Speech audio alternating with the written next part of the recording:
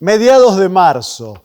Muy pocos están de vacaciones en estos días y la mayoría ya estamos o en clases o trabajando o ya armando el plan del año. Aunque estamos en pandemia, pero ya estamos en una programación diferente. Y en el programa de hoy queremos sumarnos a la difusión de los incendios en la Patagonia. Arde la comarca, titulamos al programa de hoy, porque evidentemente hay una intencionalidad que todavía no está muy clara de dónde viene y lo queremos ampliar durante el programa. También queremos reflejar lo que sucedió en San Miguel con el peronismo republicano. Hizo un lanzamiento nacional desde San Miguel y merece que analicemos algunos de los objetivos que busca este grupo político. Y bueno, nosotros también le vamos a agregar algo referido o titulado como podríamos empezar por casa, ¿no? Nos vamos a referir a varios temas para empezar por casa con esta cuestión. Y como se está discutiendo en muchos lados la cuestión de la propiedad privada, en la Patagonia sobre todo, y hay algunas cuestiones que no están muy claras, vamos a volver a recordar porque es un aniversario ahora, en marzo, de la aprobación del Código Napoleónico en 1804 que establece la propiedad privada. Lo vamos a ampliar como la página histórica del programa, pero que tiene mucha vigencia. Por supuesto vamos a hablar de las vacunas, de la Universidad de General Sarmiento, de SUTEBA, que están a toda marcha, y de muchos otros lugares donde nos podemos vacunar. Vamos entonces a la buena televisión.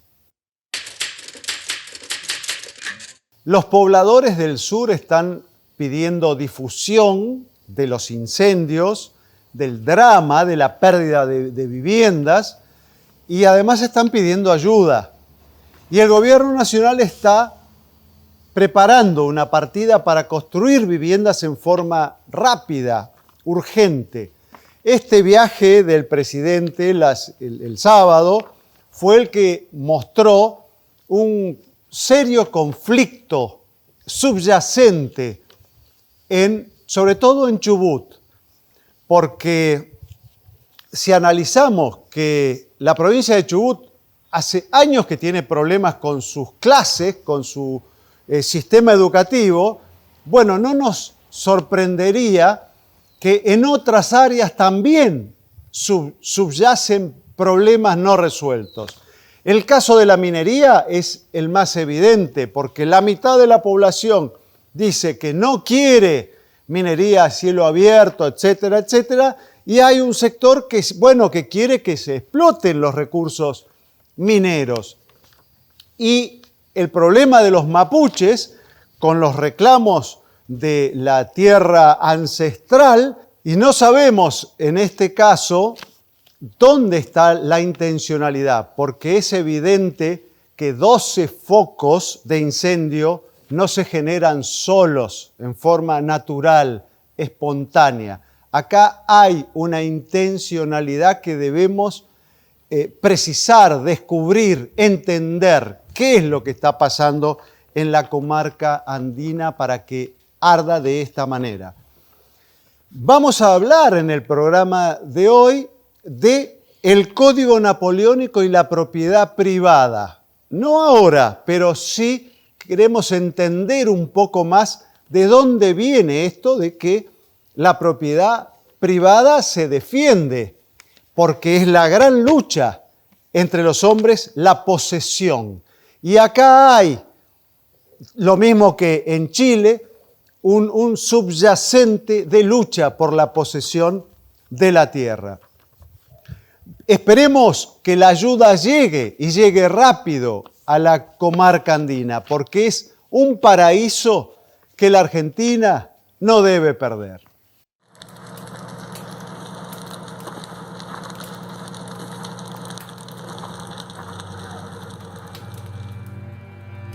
Acá estamos volviendo a casa. Esta es la tranquera. Y después en la casa, lo que quedó de la estructura no queda nada más. El lamentable estado en que queda todo es muy triste. Más allá de la pena por ver la destrucción, siento mucha impotencia. Siento mucha impotencia realmente.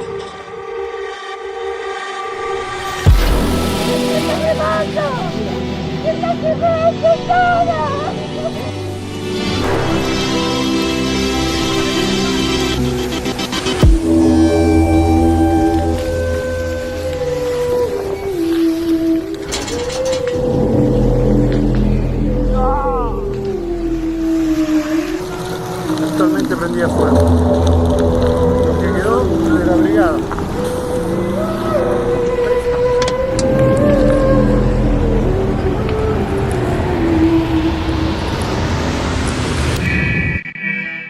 Esto está pasando en el sur, esto está pasando en la Patagonia. Perdimos todo. No tenemos luz, el tendido eléctrico se ardió. Hay cerca de 200 familias o más sin casas, sin nada, sin casa, sin ropa, sin sus cosas, sin nada. En este momento está lloviendo, pero como ven, sigue prendido. Sigue prendido acá y muchas hectáreas más.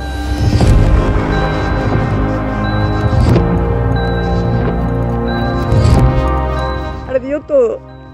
Hay gente que perdió su casa, todo. Ardió absolutamente todo. Se quemó completo todo el barrio, no pudimos llegar, había familias que estaban ahí dentro, salieron evacuando porque lo más importante era salir con vida. Necesitamos recursos, no daban abasto las autobombas, los bomberos, necesitamos ayuda, no tenemos luz, no tenemos transformadores, necesitamos parar con los incendios forestales.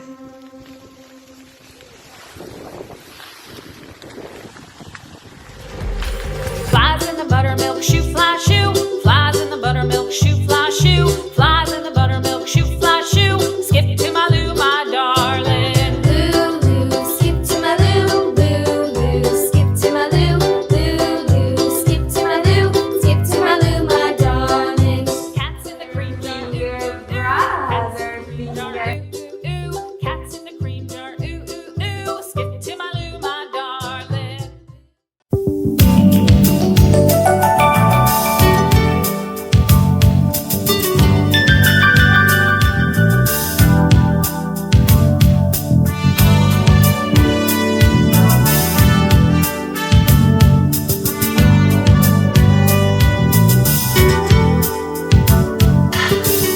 Si bien no está clara la intencionalidad de los incendios en el sur, subyace un problema de posesión de la tierra, de discusión por la posesión de la tierra.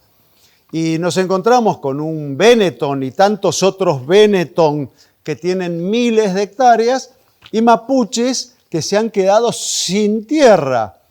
Y esta lucha subyace. A raíz de esto estuvimos buceando un poco en la historia, el origen de la propiedad privada, y llegamos, porque justamente en marzo se cumple un aniversario del Código Napoleónico, que en 1804 los franceses arman una legislación que da origen a la propiedad privada de la burguesía, del liberalismo y de todo el siglo XIX que fue de desarrollo económico. La Revolución Francesa rompe con el absolutismo, rompe con el feudalismo que tenían un tipo de propiedad y establece la propiedad privada. Pero ojo, que siempre el Estado se reserva la cuestión del interés social. Cuando la propiedad privada amenaza al interés del conjunto, el Estado aplica aquellas normas que protegen el interés social sobre el individual. Eso se vio mucho más en el siglo XX, cuando los nacionalismos fuertes, alemán, español, italiano, argentino, generaron una concepción más social de la propiedad. Hoy conviven porque nadie discute que intervenga el Estado cuando es necesario ante una propiedad individual que se expropia, ¿sí? Pero los que emprenden algo tienen la seguridad de que el Estado va a defender la propiedad de ese emprendimiento. Por lo tanto, la discusión que subyace en el sur en algún momento tendrá que aclararse y buscar vías de solución, porque el Estado, y sobre todo el Estado Nacional, tiene todos los instrumentos para poner las cosas en su lugar. El Código Napoleónico. ¿Qué es el Código Napoleónico? El Código Napoleónico es el Código Civil de Francia. Se llama así porque fue aprobado y publicado en el año 1804, siendo por aquel entonces Napoleón Bonaparte primer cónsul de Francia. Este Código Civil es de gran importancia para el resto de los códigos civiles del mundo occidental. Fue el código que oficializó y consolidó muchas de las leyes que nacieron tras la Revolución Francesa de 1789. Fue el código que dio un carpetazo al antiguo régimen. A partir de él nacía un nuevo Estado de tipo liberal. Legalmente se entraba en la edad contemporánea. El 18 de Brumario del año octavo, es decir, el 9 de noviembre de 1799, un golpe de Estado acaba con el directorio de Francia. El golpe de Estado elevó al poder a un prestigioso militar llamado Napoleón Bonaparte. Fue un cambio político que sería de vital importancia para el devenir histórico posterior en Europa. Un ejemplo es que sus consecuencias e influencias aún perduran en la actualidad. Napoleón sería desde 1799 hasta 1804 el primer cónsul del consulado francés. A partir de finales de 1804, Napoleón sería coronado por sí mismo emperador.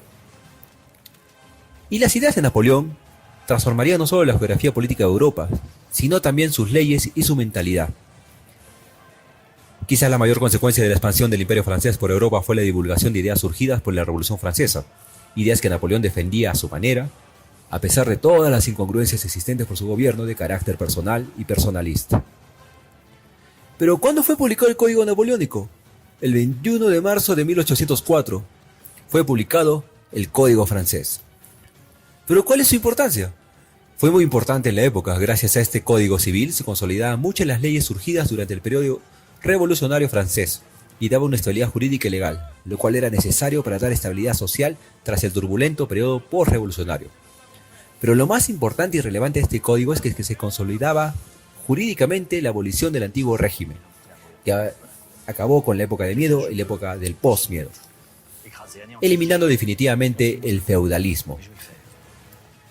También fue importante que se remarcara que la ley debía ser escrita y expresada en la forma más clara posible, para que los ciudadanos pudieran entenderla. No menos importante resultó también la legislación en materia comercial y económica. ¿Y qué significa realmente el Código Napoleónico? Este Código Civil significa el afianzamiento de las conquistas de la Revolución Francesa de 1789, es decir, la igualdad jurídica para todos los ciudadanos, la individualidad de la propiedad, la libertad de trabajo, el principio de laicidad, la libertad de conciencia y la separación en tres poderes, ejecutivo, legislativo y judicial. Para continuación, en el artículo 8 del Código francés nos dice: todo francés gozará de los derechos civiles, es decir, todos los franceses son iguales a la ley y tienen los mismos derechos.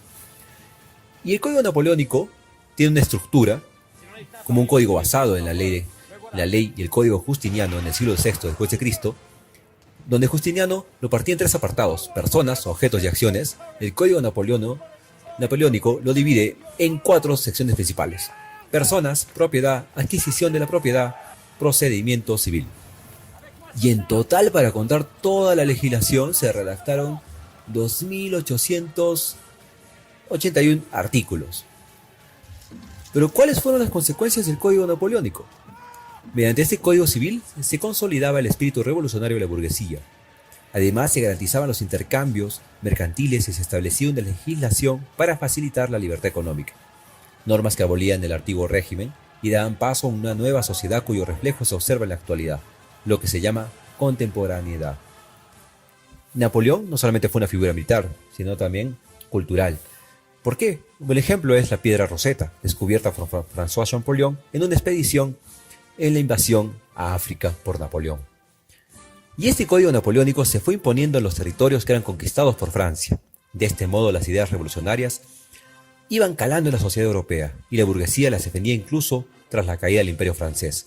Muchos países desarrollaron durante el siglo XIX sus códigos civiles basándose en las nuevas ideas que reflejan el Código de Napoleón: libertad ciudadana y libertad económica. La posterior caída del Imperio francés y los intentos de restauración del absolutismo monárquico no frenaron el empuje de estas ideas. Prueba de ello serán las distintas revoluciones del siglo XIX y las luchas que habrán entre los defensores del liberalismo y los defensores del absolutismo.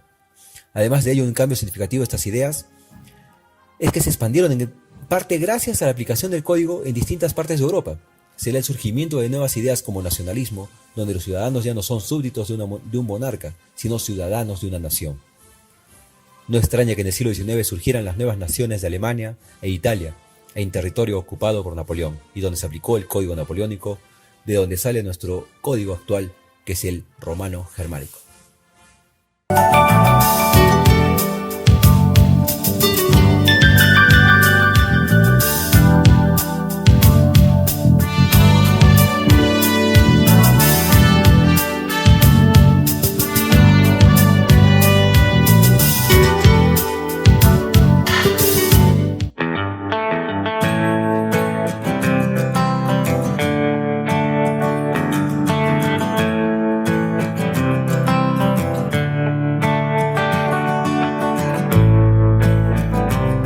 Soluciones médicas en salud y estética. Fleboestética San Miguel. Soluciones para varices y arañitas con láser. Todos nuestros tratamientos están aprobados. Tecnologías no invasivas. Depilación láser médica. Medicina estética facial, arrugas, manchas, cicatrices. Medicina estética corporal, estrías, flacidez, celulitis. Fleboestética San Miguel. Embotelladora del Plata Sociedad Anónima. Servicio de agua en botellones. Solicítelo al 4451-7872.